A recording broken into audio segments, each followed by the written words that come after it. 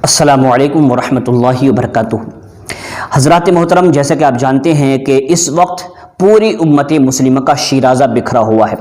ہمارے تقریباً 57 ملک ہیں، 57 کنٹریز ہیں جس پر مسلم راج کرتے ہیں، مگر ہمارے دیشوں کی حالت اتنی پتلی ہے۔ میں کبھی جب میں نے یہ ہسٹری پڑھی تھی جو ارطغرل غازی کے تعلق سے ہے، یہ ہسٹری میں نے پڑھی تھی تو اس وقت کا جو زمانہ تھا، اس وقت یہ زمانہ میری نظروں کے سامنے۔ جانتے کیوں؟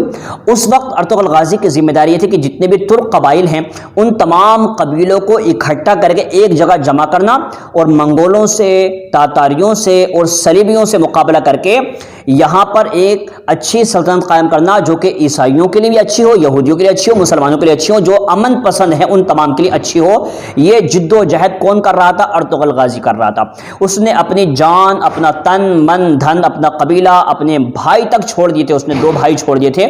جن میں ایک سارم تھا اور ایک کچھ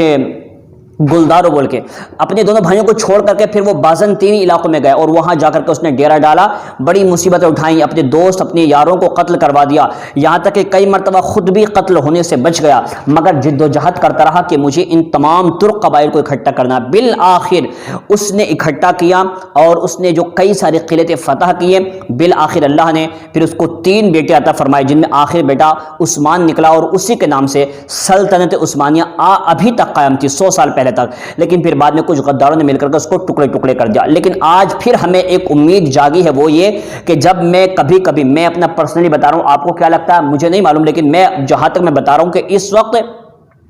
جو ذمہ داری اس وقت ارطغرل غازی کے سر پر تھی، آج وہی ذمہ داری رجب طیب اردوغان کے اوپر ہے، کیونکہ ان کا بھی ایک مشن ہے کہ 57 ملک ہیں ان کو سب کو اکٹھا کرنا اور جو مسلمانوں پر ظلم اور اتیاچار ہو رہا ہے پوری دنیا کے اندر اس کو ختم کرنا۔ اسی وجہ سے جیسے لوگ ارطغرل غازی کو بے پناہ محبت کرتے تھے، حالانکہ حاسدین بھی تھے، دشمن بھی تھے،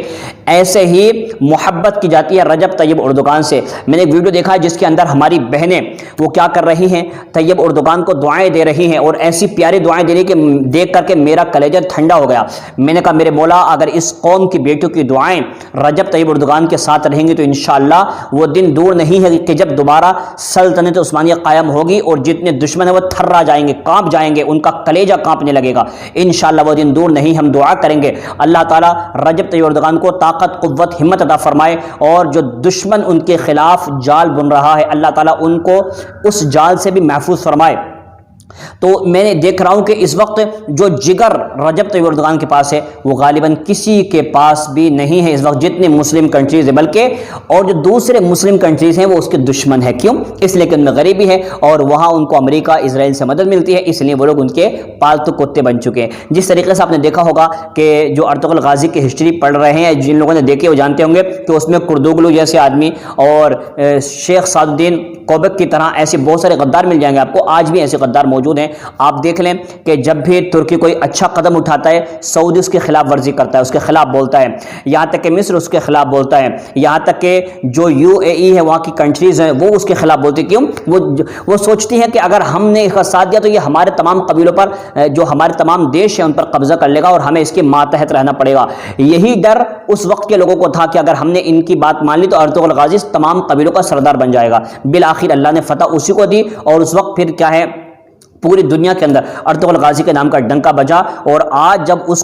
کو ڈب کر کے اردو میں یہاں پر آئے گا تو پوری دنیا کے لوگ دیوانے ہو گئے اس ہسٹری کو دیکھ کر کہ اس کے اندر بتایا گیا کہ ایک سچے مسلمان کا کردار کیا ہوتا ہے اور اس کے جو دل ہوتا ہے، اس کا جو دماغ ہوتا ہے وہ اللہ تعالیٰ کی یاد سے مہکتا رہتا ہے، تو اللہ تعالیٰ اس کو ہر قدم پر برکت عطا فرماتا ہے اور دشمنوں سے اس کی حفاظت فرماتا ہے۔ یہ ویڈیو دیکھا تو مجھے بہت اچھا لگا کہ لوگ اتنی محبت کرتے ہیں، اگر یہ محبتیں، یہ دعائیں اگر قائم رہیں گی تو انشاءاللہ وہ دن دور نہیں ہے جب ہم دیکھیں گے کہ خلافت عثمانیہ کے اوپر اگر کوئی بیٹھا ہوگا تو وہ رجب طیب اردوغان ہوگا۔ میں خاص کر اپنی ہر نماز میں دعا کرتا ہوں اور اب پھر دعا کرتا ہوں، آپ آمین کہیں اور اپنی دعاؤں میں رجب طیب اردوغان صاحب کو یاد کریں۔ اللہ تبارک و تعالیٰ اس مرد مجاہد کو ہمیشہ سلامت رکھے، اللہ تعالیٰ اس کو عمر خضر عطا فرمائے، دین اور دنیا کی کامیابی عطا فرمائے اور اللہ تعالیٰ تمام مسلمانوں میں اتفاق اور اتحاد پیدا فرمائے اور متحد ہو کر، منظم ہو کر اللہ تعالیٰ تمام مسلمانوں کو قدم آگے بڑھانے کی توفیق عطا فرمائے۔ السلام علیکم۔ Rabbim size Hazreti Ali'nin gücünü, Hazreti Ömer'in adaletini اس میں کچھ بچیاں جو نظر آ رہی ہیں یہ ہماری بہنیں دعا کر رہی ہیں رجب طیب اردگان کے لیے کہ اللہ تعالیٰ آپ کو حضرت فاروق اعظم جیسی عدالت عطا فرمائے، حضرت علی جیسی شجاعت نصیب فرمائے، ابوبکر صدیق جیسے دوست نصیب فرمائے۔ تو آپ نے جو انہوں نے کہا کہ اللہ تعالیٰ ہمارا یار و مددگار ہو،